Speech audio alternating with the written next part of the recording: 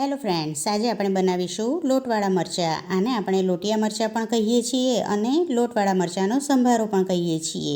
તો ચાલો આને બનાવવાનું શરૂ કરીએ. આના માટે મેં આવા અહીંયા મોટા મરચાં લીધા છે.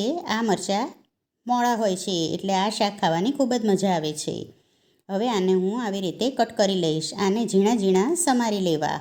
અહીંયા બધા મરચાં મેં સમારી અને તૈયાર કરી લીધા છે. હવે આને વઘાર કરીએ. હવે એક કઢાઈમાં 1 ટેબલસ્પૂન તેલ ઉમેરવું. પછી તેમાં 1 ટીસ્પૂન રાઈ ઉમેરી છે. રાઈ ફૂટે પછી સૂકી મેથી ઉમેરી છે અડધી ટીસ્પૂન હિંગ ઉમેરી છે અને અડધી ટીસ્પૂન હળદર ઉમેરી છે. હવે સમારેલા મરચાં ઉમેરી અને સારી રીતે મિક્સ કરી દેવું. સારી રીતે સરસ મિક્સ થઈ જાય પછી તેમાં સ્વાદ પ્રમાણે મીઠું ઉમેરવું. મીઠું ઉમેરી અને સારી રીતે મિક્સ કરી લેવું અને પછી તેમાં 1 વાટકી ગરમ પાણી ઉમેરવું. પાણીને ગરમ કરીને ઉમેરશો તો મરચાં ફટાફટ તૈયાર થઈ જશે. હવે આમાં 1 ચમચો મેં ચણાનો લોટ આવી રીતે સ્પ્રિંકલ કરી દીધો છે. પછી તેને ઢાંકી દીધું હતું.